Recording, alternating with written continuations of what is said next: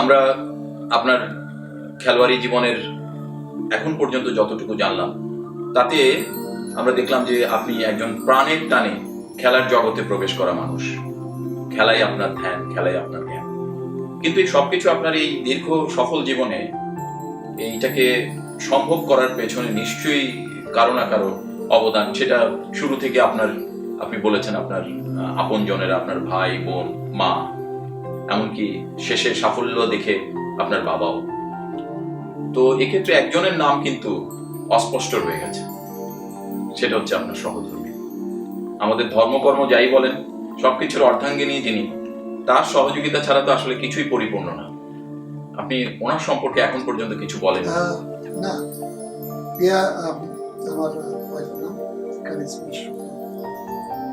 তো এখন ওর বড় ভাই যে আছে Liton, he is a very good cricket player. সে আদার বয়সে খেলতো, এখনো সে ফ্রাইডে ক্রিকেট খেলে। সো ওরাও কিন্তু ক্রিকেট পরিবারের একটা অংশ। সো যার জন্য আমার পক্ষে সুবিধা হয়েছে যে সব কিছুতেই সে আমাকে পুশ করতো। আমার ভালো দিকটা, আমার কোনটা খারাপ হচ্ছে, এটা ভুল হচ্ছে কিনা সেটাকে ধরিয়ে দিচ্ছে। So I am really blessed. তো ভাবি, আপনার কথা থেকে যেটা বেরিয়ে আসলো, ভাবি একজন ক্রিকেট প্রেমী মানুষ। ডেফিনেটলি। কিন্তু ক্রিকেটার প্রেমী কি উনি? এটা অবশ্যই অবশ্যই না হলে তো জোড়া মিললো কেমন করে? জোড়া মিললো কিভাবে? আমরা শুনে আমাদের খুব ভালো লাগছে। যাই হোক, এরকম একজন সহযোগ্যা সহধর্মিনী আপনার জীবনকে এই ক্রিকেট ক্ষেত্রে আরো বেশি অবদান রাখতে উৎসাহিত করবে, এতে সন্দেহ নেই। যাই হোক, এখন যদি আমরা আমাদের এই আলোচনার এই পর্যায়ে, এখন আপনি কিছুটা ক্রিকেট থেকে, সক্রিয় ক্রিকেট থেকে একটু দূরে এখন প্রবাসী জীবনযাপন করছেন। এই মুহূর্তে, এখন এই সময়ে এসে আপনার এই খেলোয়াড়ি জীবন পিছনে ফিরে তাকালে এই জীবন থেকে পাওয়া না পাওয়ার কোনো সাফল্য কিংবা ব্যর্থতা, কোনো হতাশা কিংবা দুঃখ, কষ্ট কিংবা আনন্দ, এগুলো আপনাকে এখনো আপনার মধ্যে আন্দোলিত হয় মনে হয়? হতেই হবে, কারণ আপনার গোটা জীবনই তো ক্রিকেট। তো সেই ক্ষেত্রে আমাদের সঙ্গে ভাগাভাগি করা যায় এমন কোনো বিশেষ আপনার প্রাপ্তি কিংবা অপ্রাপ্তি, দুটোই আমরা একটু জানতে চাই। এখানে যেমন আমার মনে আছে যে আইসিসিতে প্রথম যখন বাংলাদেশ দল ইংল্যান্ডে যায়, সেই সময় আই ওয়াজ নেগলেক্টেড। আমাকে স্ট্যান্ডার্ড প্লেয়ার হিসেবে রেখেছিল। সেই দুঃখটা আমার এখনো আছে, সেই ক্ষোভটা এখনো আছে যে আই ওয়াজ টোটালি ডিপ্রাইভড। এই নিয়ে আশরাফুল ভাই একটা কলম লিখেছিল। আশরাফুল ভাই, সৈয়দ আশরাফুল। আচ্ছা, সৈয়দ আশরাফুল। তো তখন একটা কলম লিখেছিল যে তামিমকে বাদ দেওয়াটা উচিত হয়নি। সো সেই সময় প্রচন্ড দুঃখ হয়েছিল।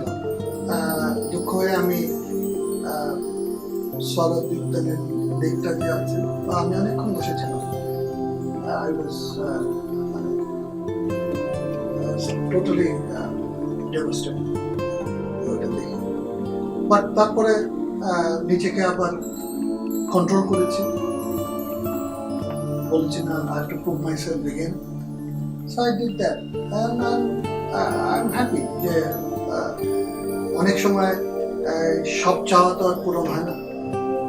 বাট যেটা পূরণ হয়েছে যে আমি এখনো ক্রিকেটের সাথে আছি, ভবিষ্যতেও থাকতে চাই, এবং যেহেতু আমি আসা যাওয়ার মধ্যে থাকি, এই টান, এই ছন্দ আমার থেকে কখনো যাবে।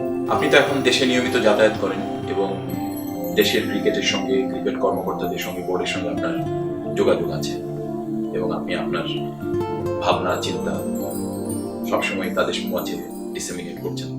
কিন্তু পাশাপাশি আপনি প্রবাস জীবনযাপন করছেন।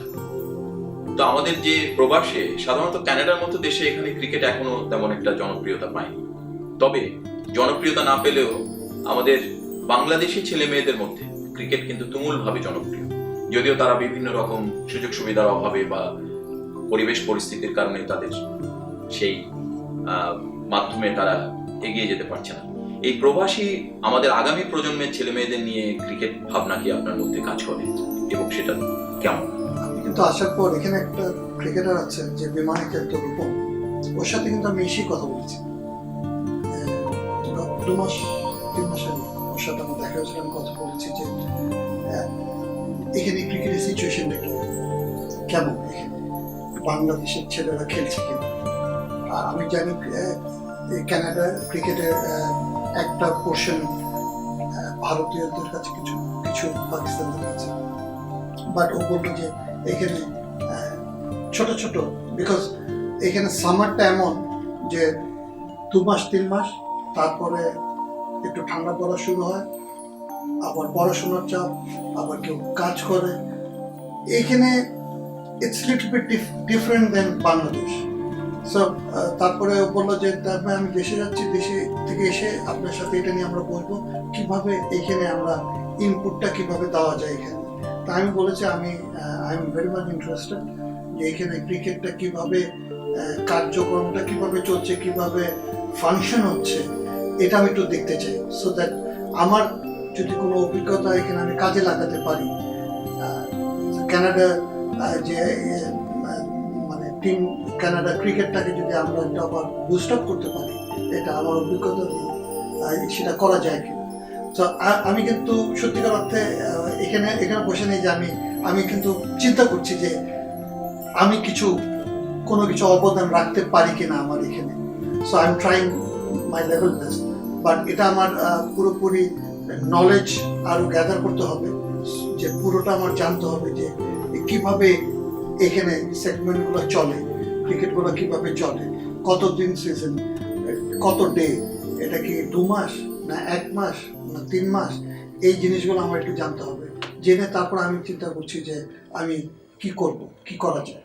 কানাডা তো আইসিসির সহযোগী সদস্য দেশ, এবং আপনি জানেন যে বেশ কয়েক বছর আগে ইন্ডিয়া পাকিস্তানের ওয়ানডে টুর্নামেন্ট হয়েছিল কানাডাতে, এবং আমরাও দেখেছি বিশেষভাবে জিটিএ এর মধ্যে ক্রিকেটের, অন্তত সাউথ ইস্ট এশিয়ার ছেলে মেয়েদের মধ্যে ক্রিকেটের ব্যাপারে আগ্রহ, এবং তারা নিয়মিত কোনো জায়গায় খেলাধুলা করে, তারা করতে চায়। এবং আমি আরেকটা খবর জেনেছি যে জিটিএ একটা আন্তর্জাতিক পর্যায়ের ক্রিকেট স্টেডিয়াম হওয়ার কথা, যেটার মেন্টর হিসেবে কাজ করছেন একজন শ্রীলঙ্কান ক্রিকেটার, এক্স ক্রিকেটার। তো এই কথাগুলো জানানোর কারণ হচ্ছে যে এই ক্ষেত্রে হয়তো আপনাদের কিছুটা এগিয়ে যাওয়ার বা করণীয় নির্ধারণ করতে আপনাদের হয়তো একটু সহায়ক ভূমিকা পালন করবে। এবং আমার বিশ্বাস যে অন্তত আমাদের পরবর্তী প্রজন্মের মধ্যে এখনো যতটুকু ক্রিকেট আগ্রহ আছে, সেটাকে আপনারা সামনের দিকে এগিয়ে নিয়ে যেতে পারবেন। তো আমরা আলোচনা আমাদের প্রায় শেষ পর্যায়ে। এখন নন্দন টিভির দর্শকদের উদ্দেশ্যে আপনি যদি কিছু বলতে চান, অনুগ্রহ করে বলুন। আমি নন্দন টিভির শুভকামনা করি এবং সকল কলাকুশলীকে অনেক ধন্যবাদ জানাচ্ছি, যাতে নন্দন টিভি আরও এগিয়ে যাক, দর্শকদের মাঝে স্থান করে নিক, এই প্রত্যাশা আমার রইল।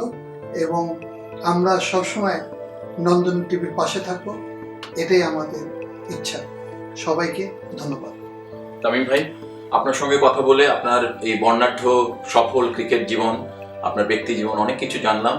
নন্দন টিভির দর্শকরা, শ্রোতারা জানলেন।